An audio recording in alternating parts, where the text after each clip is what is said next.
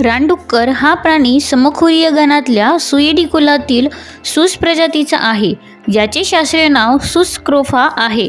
हा युरोप, उत्तर आफ्रिका, आशिया, Japan, Malaya द्वीपकल्प तसेच अमेरिकेतही आढळतो. भारतात हा जवळजवळ सगळीकडे आढळतो. गवताळ किंवा विरळ झुडपे असणाऱ्या जंगलात आणि क्वचितच अरण्यात तो राहतो. पावसाळ्यानंतर पुष्कळदा यांचे कळप उभ्या पिकात शिरतात. डोक्यासकट शरीराची लांबी 1.5 ते 2 मीटरपर्यंत आणि खांद्यापाशी उंची सुमारे 1 मीटरपर्यंत असते. रंग काळा, तपकिरी किंवा काळसर करडा असतो. पिल्ले बदामी रंगाची असून त्यांच्या अंगावर फिक्कट अथवा काळसर पट्टे असतात. याच्या अंगावरचे राठ केस विरळ असतात आणि आयाळ काळ्या राठ केसांची असून ती डोक्याच्या मागच्या भागापासून निघून पाठीवर गेलेली असते. मुस्कटाचे टोक चापट, मांसल, तबकडीसारखे असून त्यावर नाकपुड्या असतात. वरचे आणि खालचे सुळे लांब व वाकडे होऊन तोंडाच्या बाहेर आलेले असतात. हात चपळ असून वेगाने धावू शकतो. त्याचप्रमाणे तो उत्तम पोहणाराही आहे. यांचे लहान कळप असतात.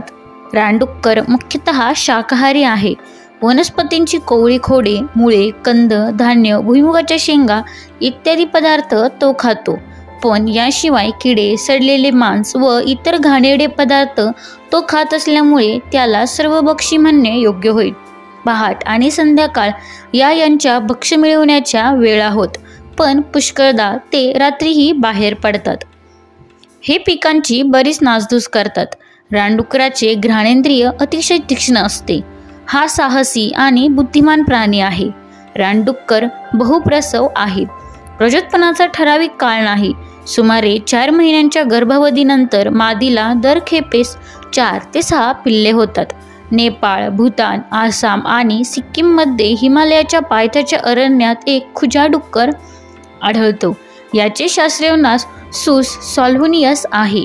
याची उंची 25 सेंटीमीटरपेक्षा जास्त नसते. हे रात्रींचर असून त्यांचे लहान कळप असतात. धन्यवाद.